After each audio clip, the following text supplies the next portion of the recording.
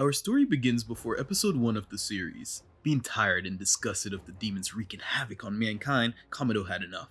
Blessed with the divine sun-breathing style, Tanjiro's father had every intention of wiping the creatures from existence. Infiltrating the main hideout of the upper demons, Kamado wasted no time tearing through their forces with Himokami Kagura Burning Bone Summer Sun. The heat that radiated off his katana obliterated anything it made contact with, cleansing and sending these cursed souls back to the afterlife, leaving the blazing rotten flesh in the corridors of the hallways. After killing the fourth upper moon demon, he quickly made his way to the third room. Instead, he ended up running into Muzan, the demon. Every fiber of Kamado's body was screaming to turn back. Never before had he felt such extent of fear. Hearing stories as a child about this monster, skinned men alive, rip the faces of children, and steal the womb of women. A repulsive creature that has a run-on-site order placed on his name. Regardless, there was no escape. Even if there was, he wouldn't. Standing firm, Tanjiro's father began the fight of his life that he'd lived to regret. The fight was glorious. Such destructive power eviscerated mountains and destroyed nearby villages. The formidable Sunbreather danced majestically, flowing like a concert river with incredible finesse. Sunbreathing, the greatest threat to all who dare to harm others out of ill will, surprising Muzan, the only human who was actually able to push him this far. This fact impressed and irritated the devil, actually pushing his power to 90%. With nothing but retribution on his mind, he had every intention to make him pay. Moving like a blur, he blitzed away from the battlefield with excellent speed. Confusing Kamado, he had no idea what was happening.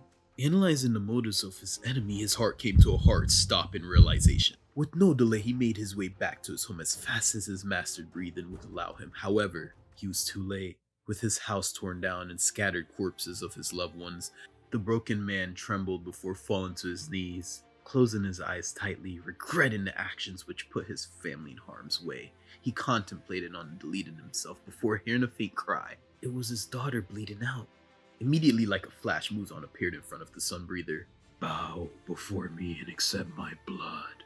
Serve me for eternity. With these terms, I shall spare your daughter. Deny them. Face the same fate as the rest that light has been extinguished.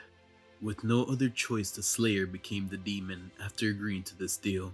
With a weak smile, the sad father gave some of his blood to his daughter, turning his back, instantly disappearing with Muzan. Our scene skips to 2 years into the future.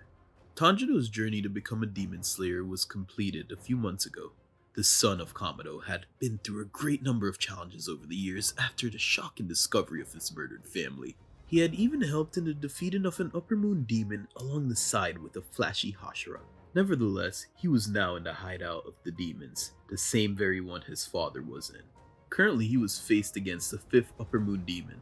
Tanjiro dashed towards the fiend with impressive speed before being thrown off by the next words he'd hear. Oh my, you're a spitting image of Kamado.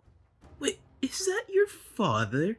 Too bad that fool met a scorching hot sunbeams glistening from Tanjiro's black katana took the head off clean off the demon's body, igniting every single last cell of the creature to pixie dust.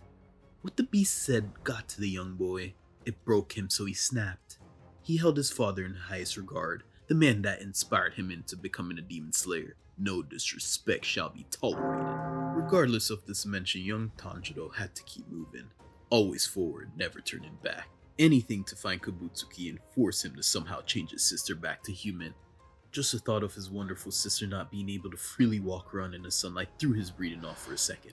Recollecting his posture, moving faster than sound through the hallways, he started to smell putrid scent. Horrifying but so familiar.